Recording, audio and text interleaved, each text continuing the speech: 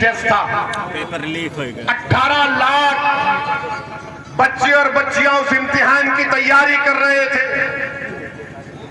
एक रात पहले यानी कल रात अपने सेंटर पर जाकर कड़कड़ाती सर्दी में सेंटर के बाहर लेकर बैठे थे रात भर, मगर जब सुबह इम्तिहान हाल में गए तो मालूम हुआ कि योगी आदित्यनाथ की सरकार में टीईटी का पेपर लीक हो गया। इम्तिहान का पेपर बाबा लीक हो गया और वो बच्चे जो महीनों से तैयारी कर रहे थे गरीब परिवार के, उनसे कहा गया कि अब दोबारा आइंदा महीने इम्तिहान होगा। बीजेपी वालों, तुम एक इम्तिहान का पेपर नहीं बचा सकते, तुम उत्तर प्रदेश के गरीब को क्या बचाओगे? एक इम्तिहान का पेपर बीजेपी नहीं बचा पाई, वो भी लीक हो गया। बाबा, ये ठोक दो की पॉलिसी में पेपर कैसा लीक हो गया? बताओ योगी आदित्यनाथ, तो आप तो कहते ठोक देंगे, नाम बदल देंगे। अब बाबा बोलेंगे कि टीईटी का नाम बदल देता हूं, पेपर लीक नहीं होगा। हर जगह नाम बदल देंगे, पेपर लीक हो गया। 20 लाख बच्चे और बच्चियां जो आज प्राइमरी अपर प्राइमरी का इम्तिहान लिख रहे थे, टीचर्स का इम्तिहान, वो पेपर लीक हो गया। ये कौन सी सरकार है बीजेपी की जो गरीब नौजवानों को इतना मायूस कर देती? और फिर मेरे अजीज दोस्तों और बुजुर्गों, आपको मालूम कि उत्तर प्रदेश में आज उत्तर प्रदेश में गाय की बहुत इज्जत है, मुसलमान की नहीं। गाय को इंसान से बड़ा इज्जत दी जाती है। ये मैं जिम्मेदारी के साथ कह रहा हूं। हमारे मंच पर हमारे पंडित राम निवास शुक्ला जी बैठे, हम उनके बाजू बैठे। अब टीवी वाले पूछेंगे ये ओवैसी बाबा के बाजू कैसे बैठ गया? ये बाबा में वो बाबा में जमीन आसमान का फर्क है। ये बाबा के दिल में इंसानियत से मोहब्बत है। ये बाबा के दिल में हर मजहब से मानने वाले से मोहब्बत है। वो बाबा में मामला उल्टा है उनका। और ये बाबा नाम नहीं बदलना चाहते, ये बाबा ठोक दो की नहीं, ये दिल से लगाने की बात करते हैं।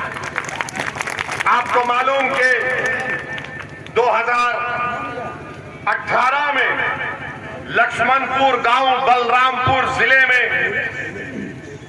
सितंबर 2018 में ये जो अपने आप को गाय का रक्षक मानते हैं, वो एक शख्स को पीटना शुरू कर दिए, खूब मारना शुरू कर दिए। तो उस शख्स ने कहा, अरे मुझे क्यों मार रहे हो, मेरी गाय है। तो बोले नहीं, तू काटने लेकर जा रहा है। अरे वो बोला कि अरे मैं हिंदू हूं, मुसलमान नहीं। बोले नहीं, तू काट रहा है। उसने कहा कि मेरा नाम कैलाश नाथ शुक्ला है, लक्ष्मणपुर गांव बलरामपुर जिला, सितंबर 2018। अरे वो ब्राह्मण था, उन्होंने उसको भी पीट दिया। देखते ही नहीं है बुनकरों का मसला, अंसारी भाइयों का। बिजली की कीमत इतनी आसमान को छू रही है, कोई फिक्र नहीं है बाबा को। कुरैश बरादरी के लोग बरसों से कारोबार करते हैं, उनको बर्बाद कर दिया गया। समाजवादी की सरकार थी, 2017 तक कोई स्लॉटर हाउस का परमिशन रिन्यू नहीं किया, मगर अब चुनाव आ गए तो समाजवादी बोलेगी हम सेकुलर है, ओवैसी की बातों में मत जाओ। मेरे अजीज दोस्तों और बुजुर्गों, बीजेपी ने अब यहां पर इतनी बड़ी तादाद में, अच्छा बाबा की हुकूमत का एक और कारनामा सुन लो आप। नरेंद्र मोदी की सरकार में नीति आयोग है। नीति आयोग ने लिखा कि पूरे भारत में सबसे ज्यादा गरीब लोग बिहार में हैं, 52%, फिर झारखंड में शायद 45 या 47, और तीसरे कहां पर है सबसे ज्यादा गरीब? कहां है? जोर से बोलो, डरो मत। दिल्ली की मोदी की नीति आयोग की रिपोर्ट कह रही है कि योगी आदित्यनाथ की सरकार है, बीजेपी की सरकार है, मोदी प्रधानमंत्री, योगी मुख्यमंत्री, और भारत में तीसरे सबसे ज्यादा गरीब लोग किसी प्रदेश में रहते हो तो उत्तर प्रदेश में रहते हैं। मुबारक हो योगी, क्या सरकार है। डबल इंजन की सरकार है। इतना डबल इंजन है कि गरीबी बढ़ती गई, पेट्रोल की कीमत, डीजल की कीमत आसमानों को छू रही है। गन्ने की बात नहीं करेंगे, जिन्ना की बात करेंगे। गन्ने की कीमत की बात नहीं करेंगे, जिन्ना की बात करेंगे।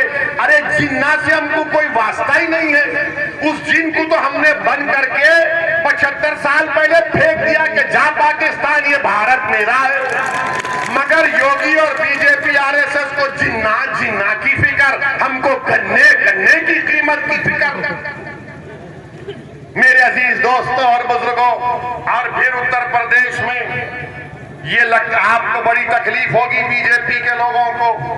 यहाँ पर 25 और 29 साल के नौजवान कितने हैं? हाथ तो उठाओ, डरो मत। उठाओ। अच्छा, आप मेरी बात सुनो, आप नीचे रख लो। अटेंडेंस में आपका नाम लिखा गया। 25 और 29 साल के दरमियान में 2017 में 15% ऐसे बच्चों को नौकरी की जरूरत थी 2017 में। अब 2021 में वो बढ़ते बढ़ते 23% हो चुके। 25 और 29 साल के बच्चे 23% को नौकरी की जरूरत है। तो योगी आदित्यनाथ और मोदी ने क्या किया? नौकरी मत कर, गाय रक्षक बन जा। नौकरी मत कर, मॉब लिंचिंग में लपेट जा। नौकरी मत कर, ये देख के कोई मजहब तो तब्दील नहीं कर रहा है। अरे नौजवानों, क्या तुमको नौकरी नहीं चाहिए? और फिर यहां पर आप ये भी बता दो कि यहां पर 20 और 24 साल के दरमियान में कितने नौजवान हैं? 20 और 24 साल के दरमियान में मैं आपको एक बुरी खबर सुना रहा हूं। मैं आपको एक बुरी खबर सुना रहा हूं। 5 साल पहले 23%, 20 और 24 साल के बच्चों को नौकरी की जरूरत थी। वो बढ़ते बढ़ते अब 31% हो गया, 31% हो गया। बताओ मोदी जी, ये कौन सा डबल इंजन है? चलता ही नहीं है।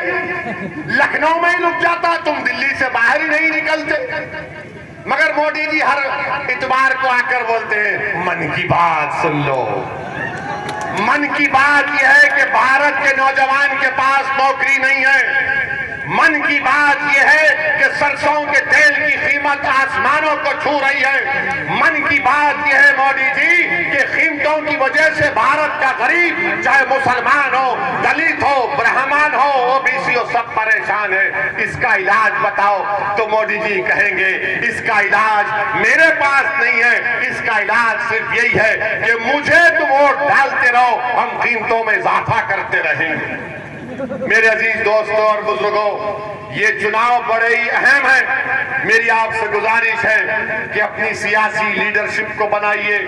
डरने और घबराने की जरूरत नहीं है। मैं मजलिस के इत्तेहादुल मुस्लिमीन के जिम्मेदारान यहाँ पर आए हैं और इंशाअल्लाह ताला सुबह क़यामत तक आते रहेंगे।